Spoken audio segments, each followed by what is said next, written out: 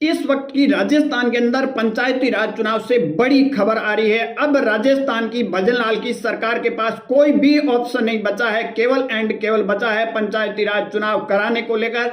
राजस्थान की सरकार पंचायती राज चुनाव को डिले करने के लिए भरपूर कोशिश में लगी थी। जैसे ही पंचायती राज चुनाव को लेकर सुप्रीम कोर्ट ने अपना हाथ वापस खींचा तो उसके बाद में सरकार में कहीं कहीं हड़कंप मचा हुआ है।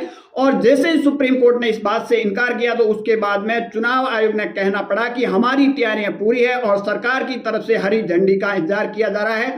परंतु राजस्थान की भजनलाल की सरकार इस चुनाव को आखिर क्यों डिले करना चाहती है? अब जैसे ही पहले हाई कोर्ट ने वो गाइडलाइन दी और उसके बाद में अब सुप्रीम कोर्ट ने इस मामले में हस्तक्षेप करने से इनकार किया। उसके बाद में सरकार के पास कोई ऑप्शन नहीं बचा है, क्योंकि पंचायती राज चुनाव नहीं होने की वजह से हर गांव और हर ढाणी का कहीं कहीं विकास है वो रुका हुआ था। परंतु अब सरकार के पास कोई ऑप्शन नहीं है।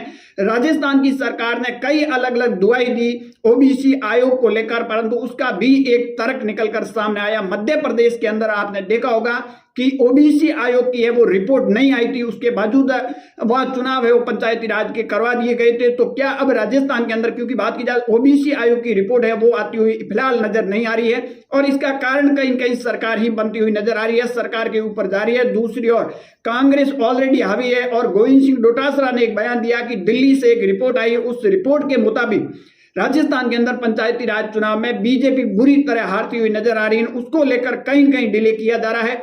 तो अब राजस्थान के अंदर क्या भजनलाल की सरकार पंचायती राज चुनाव ओबीसी आयोग की रिपोर्ट के अलावा कराने जाएगी या नहीं कराएंगी? क्योंकि बात की जाए तो हाई कोर्ट की जो डेडलाइन थी वो डेडलाइन 15 अप्रैल तक है और 15 अप्रैल तक संपूर्ण राजस्थान के अंदर चुनाव पंचायती राज चुनाव कराने, परंतु सरकार इसको डिले कराने को लेकर सुप्रीम कोर्ट में पहुंची, परंतु सुप्रीम कोर्ट ने अपने हाथ है वो वापस खींच लिए और उसके बाद में सरकार के पास कोई ऐसा ऑप्शन नहीं बचा कि अब पंचायती राज चुनाव टाला जाए या पंचायती राज चुनाव ना करा जाए। क्योंकि पंचायती राज चुनाव को लेकर हर गांव और ढाणी से एक ही उम्मीद थी लोगों की कि पंचायती राज चुनाव होंगे और वो अपना नया जनप्रतिनिधि चुनेंगे। और चुनाव लड़ने वाले उम्मीदवार पिछले करीबन 1 से 1.5 महीने से अपनी तैयारी कर रहे हैं, लाखों रुपए खर्च कर दिए, परंतु उनके अरमानों पर कहीं कहीं पानी सरकार फेरती हुई नजर आ रही है। परंतु अब सरकार के पास कोई ऑप्शन नहीं बचा है, सिर्फ पंचायती राज चुनाव करें। अब ओबीसी आयोग की रिपोर्ट आए या नहीं है, क्योंकि ओबीसी आयोग का यह कहना है कि जो ओबीसी आयोग के अंदर करीबन 400 ऐसी पंचायत समितियां हैं जहां ओबीसी का एक भी नाम नहीं है और उस त्रुटि को सही करने के लिए वापस सरकार के पास है वो कागज भेजे जाएंगे। अब ओबीसी आयोग की अगर बात की जाए तो उसके अंदर भी सरकार है और सरकार के पास है तो वो भी सरकार के ही आदमी है। तो अब ये सारा का सारा जो जिस तरह कह दीजिए एक ड्रामा जिस तरह चल रहा था और कांग्रेस पहले से कहीं कहीं हावी है, क्योंकि बात की जाए जिस तरह पहले परिणाम आपने देखे होंगे, लोकसभा चुनाव के परिणाम आपके सामने थे और उसके बाद में अंतः उपचुनाव 2008 के बाद में पहली बार ऐसा हुआ कि सरकार रहते हुए उनके खिलाफ के अंदर उपचुनाव का परिणाम आया।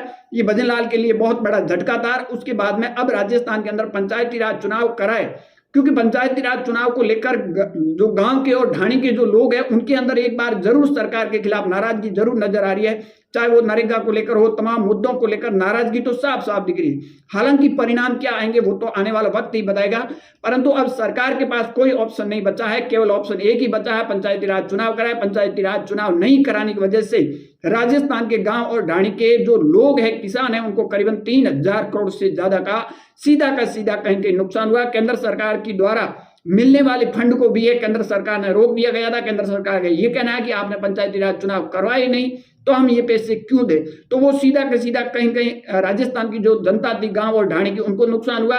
और अब है वो सुप्रीम कोर्ट ने जैसे ही अपने हाथ वापस खींचे तो उसके बाद में चुनाव आयोग की तरफ से कहा दिया गया कि हमारी तरफ से तैयारियां पूर्ण है और सरकार की तरफ से हरी झंडी मिलते ही दूसरी ओर राजस्थान सरकार के मंत्री का यह कहना है कि हमारी भी तैयारी पूरी है, परंतु घोषणा आखिर क्यों नहीं कर रहे, ये एक बड़ा सवाल कहीं कहीं खड़ा हो रहा है। आपकी क्या राय है? कमेंट सेक्शन जरूर देना। ज्यादा जानकारी के लिए हमारे यूट्यूब चैनल और फेसबुक पेज को जरूर फॉलो कीजिए।